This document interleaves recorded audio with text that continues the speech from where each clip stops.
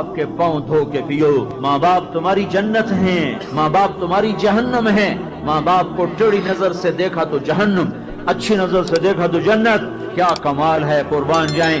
میرے نبی نے کہا جب بیٹا ماں باپ کو محبت سے دیکھتا ہے، ماں کو دیکھے یا باپ کو دیکھے، تو اس کے لیے ایک حج کا ثواب لکھا جاتا ہے.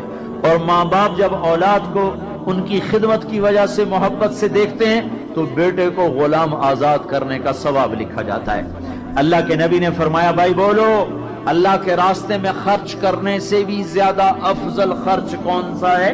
اللہ کی راہ میں 1 روپیہ خرچ کرو 7 لاکھ کا ثواب ملتا ہے. تو آپ نے فرمایا اللہ کی راہ میں خرچ کرنے سے بھی زیادہ افضل کون سا خرچہ ہے؟ تو صحابہ نے کہا جی اللہ کو پتا، آپ کو پتا. تو آپ نے فرمایا بیٹے کا ماں باپ پہ خرچ کرنا اللہ کی راہ میں خرچ کرنے سے زیادہ افضل ہے. اب میرے تو مر گئے، تمہارے زندہ ہیں تو کچھ کر لو. مر گئے تو پھر ہاتھ ہی ملتے رہ جاؤ گے. پر وہ بھی اب کسی کو توفیق نہیں ہوتی کہ کوئی افسوس اور غم ہو کہ کتنی بڑی دولت سے میں محروم ہو گیا. آپ جنت میں تشریف لے گئے تو قرآن کی تلاوت سنی. آپ نے کہا یہ کون تلاوت کر رہا ہے؟ کہا جی نعمان بن حارثہ. نعمان بن حارثہ تو مدینے میں بیٹھا ہوا ہے اور اس کی تلاوت جنت میں کیسے جا رہی ہے؟ کہا جی ماں کا فرما بردار ہے، اس کی وجہ سے اس کی تلاوت جنت میں بھی آتی ہے. کہ تم نے اتنے لاؤڈ سپیکر لگائے ہوئے ہیں پھر بھی لوگوں کو پوری طرح باہر والوں کو سنائی نہیں دیتا ہوگا، اور نعمان اپنے گھر میں بیٹھ کے تلاوت کرتا اور آواز جنت تک جاتی ہے. کیا چیز لے گئی؟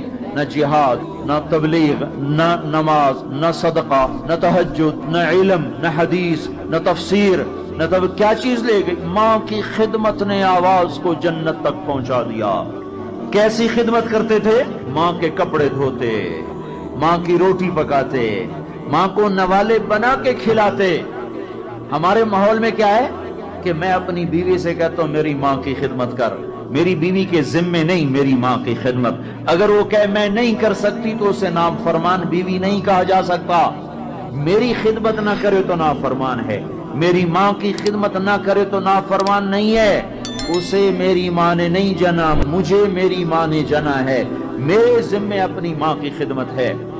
تو نعمان بن حارثہ کپڑے دھوتے، روٹی پکاتے، سالن پکاتے، نوالے بنا کے کھلاتے، تیل لگاتے، کنگھی کرتے، جوئیں نکالتے. اور ماں کوئی حکم سناتی اور سمجھ میں نہ آتا تو دوبارہ نہیں پوچھتے تھے اماں کیا کہا. باہر نکل کے خادمہ کو بلاتے، کہتے میری ماں نے کیا کہا تھا تو بتا، مجھے سمجھ میں نہیں آیا. ادب کی وجہ سے ماں سے دوبارہ پوچھتے نہیں تھے. اور میرے بھائیو ماں باپ کی قدر کرو. موسیٰ علیہ السلام نے پوچھا یا اللہ میرا جنت کا ساتھی کون ہے؟ اللہ تعالیٰ نے کہا فلاں قصائی. موسیٰ اور قصائی میں کیا جوڑ ہے؟ موسیٰ علیہ السلام گئے تو قصائی ایسے بیٹھا ہوا گوشت بیچ رہا ٹوٹے کر کر کے. شام ہوئی اس نے تھیلا کندھے پہ لٹکایا، گوشت کا ٹکڑا ڈالا، گھر کو چلا. موسیٰ علیہ السلام بولے میں بھی آ جاؤں تیرے ساتھ؟ اسے نہیں پتا یہ موسیٰ ہیں. کہا آ جاؤ بھائی. گھر میں گیا، انہوں نے جا کے گوشت کے ٹوٹے چھوٹی چھوٹی بوٹیاں بنائی، ہانڈی پہ چڑھایا، آٹا گوندھا، سالن تیار ہوا، روٹی پکائی، تیار کر کے ٹرے میں رکھ کر ایک بڑھیا عورت بیٹھی جس کو الٹے ہاتھ کندھے کا سہارا دے کر ایسے بٹھایا. پھر آپ نے سیدھے ہاتھ سے نوالے بنا بنا کے اس کے منہ میں ڈالتا رہا، کھلاتا رہا کھلاتا رہا. اور اس کا منہ صاف کیا. اس نے کچھ بڑبڑا کے کہا، پھر اس نے اس کو لٹا دیا. موسیٰ علیہ السلام نے پوچھا بھائی یہ کون ہے، کیا ماجرا؟ کہا میری اماں ہے، صبح جاتا ہوں اس کے سارے کام کر کے جاتا ہوں، شام کو آتا ہوں پہلے اس کے کام کرتا ہوں پھر اپنے بچوں کو دیکھتا ہوں. موسیٰ علیہ السلام نے کہا یہ کچھ کہہ رہی تھی، یہ کچھ کہہ رہی تھی. وہ کہنے لگا کیا بتاؤں کیا کہہ رہی تھی؟ پاگل ماں ہے، پاگل ماں ہے. جب بھی خدمت کرتا ہوں مجھے کہتی اللہ تجھے موسیٰ کا ساتھی بنائے جنت میں. میں کہاں اور موسیٰ کہاں، میں کہاں اور موسیٰ کہاں. وہ جب بھی میں خدمت کرتا ہوں کہتی اللہ تجھے موسیٰ کا جنت میں ساتھی بنائے. آئے ہائے. موسیٰ علیہ السلام بولے تیرا کام بن گیا، تیری ماں نے تجھے موسیٰ سے ملا دیا. اے ماؤں کو راضی کرو، نبیوں کے ساتھ جنت میں پہنچو گے. ہائے میرے نبی سے پوچھا گیا تھا قیامت کب آئے گی تو آپ نے یہ نہیں کہا تھا جب زنا زیادہ ہوگا، جب قتل زیادہ ہوگا، جب پتھروں کی پوجا ہوگی تو قیامت آئے گی. میرے نبی نے فرمایا تھا جب اولادیں ماں باپ کو ذلیل و رسوا کریں گی اس وقت قیامت آئے گی. جب ماں باپ سے ایسے بات کریں جیسے نوکروں سے کی جاتی ہے تو اس وقت قیامت آئے گی. جب ماں ڈر رہی ہو کہ میرا بیٹا کہیں بدتمیزی سے مجھ سے بات نہ کرے، جب باپ ڈر رہا ہو کہ کہیں میرا گریبان نہ پکڑ لے تو سمجھو قیامت آ گئی۔ اور اللہ کے نبی نے فرمایا جس نے ماں باپ کو ستایا اس پہ اللہ کی لعنت، فرشتوں کی لعنت، زمین آسمان کی لعنت، نہ نماز قبول ہے، نہ روزہ قبول ہے، نہ حج و زکوٰۃ قبول ہے۔ ہائے ہائے، میں ایک شہر میں گیا، ایک نوجوان میرے پاس آیا کہ میرے باپ نے میرے اوپر زیادتی کی ہے، میری سناؤ۔ سنتے سنتے پتہ چلا کہ اس نے اپنے باپ کے خلاف عدالت میں کیس کیے ہوئے ہیں۔